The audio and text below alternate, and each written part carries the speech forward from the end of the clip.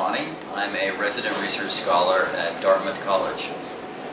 In 2014, I published a book entitled Surpassing the Sovereign State, published by Oxford University Press. And the focus of the book is on partially independent territories and how they surpass the sovereign state. And most, though not all, partially independent territories are islands. Islands tend to be isolated jurisdictions, and oftentimes islands have a distinct nationalistic identity, and that's one of the key characteristics of partial independence. So my paper focused on anarchy, hierarchy, and this new concept that I'm calling negarchy.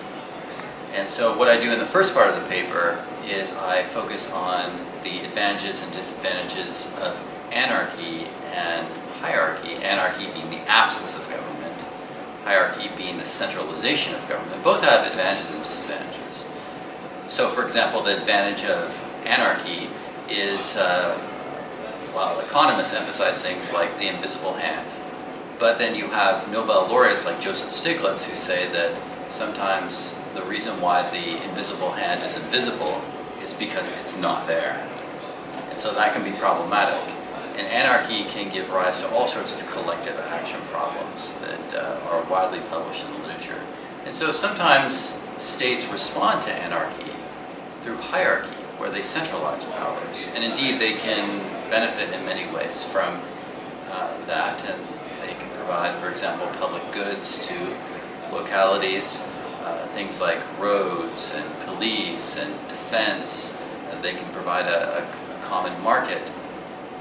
And so it can be very good in some ways, but there are also huge advantages of hierarchy.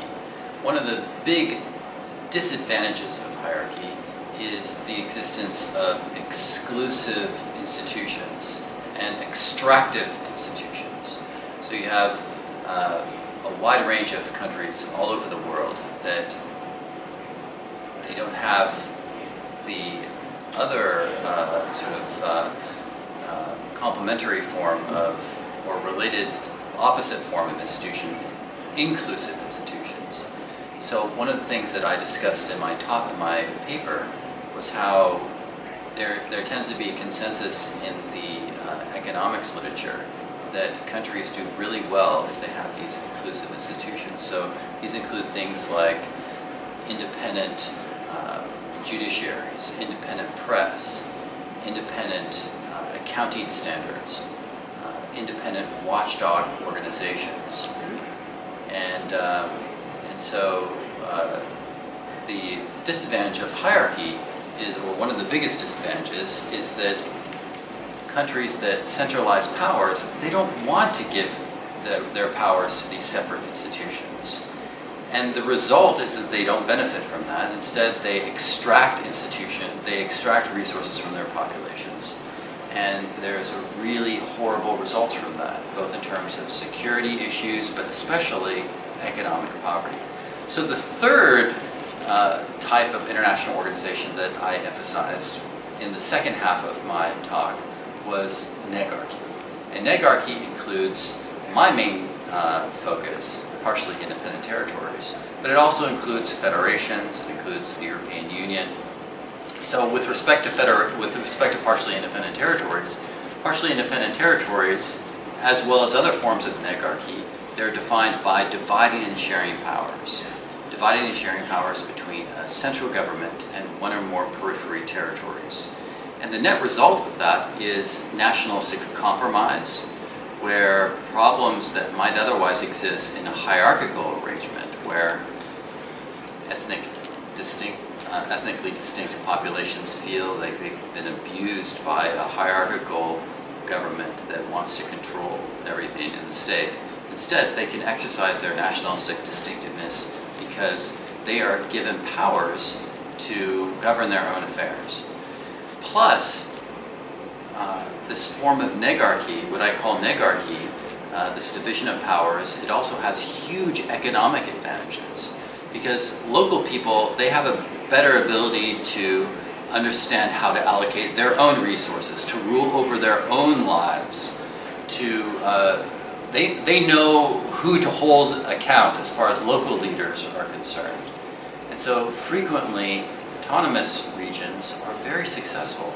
And I also pointed out some of my other research from my 2014 book, Surpassing the Sovereign State, in which partially independent territories are hugely more wealthy than sovereign states. It's over $35,000 per capita on average for a partially independent territory as compared to a sovereign state with an average per capita GDP of over 9,000.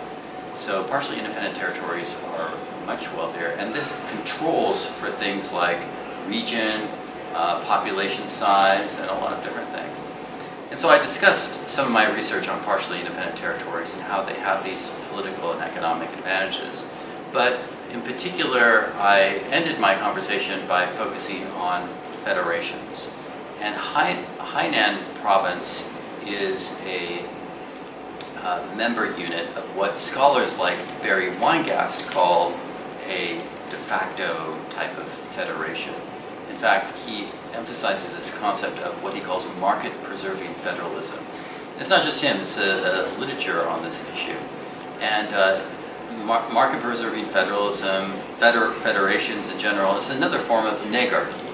And so it's not an accident that China has had, according to the market-preserving federalism literature, it's not an accident that Hainan has all this tremendous economic growth together with the rest of China, because they have these characteristics of market-preserving federalism. First, there's this division of power between center and periphery, where each side has its own autonomy.